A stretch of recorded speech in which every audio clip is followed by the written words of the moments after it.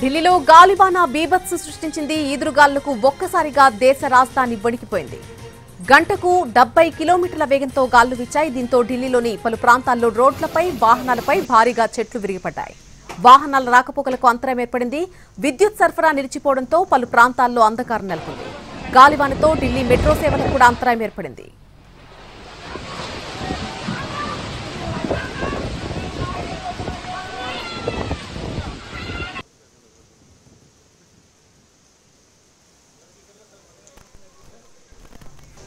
ఢిల్లీలో గాలివాన బీభత్సం సృష్టించింది.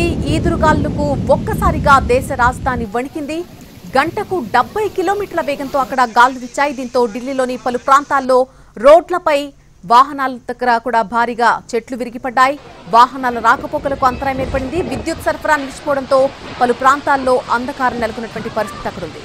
అయితే గాలివానతో ఢిల్లీ మెట్రో సేవలకు కూడా అంతరాయం ఏర్పడింది.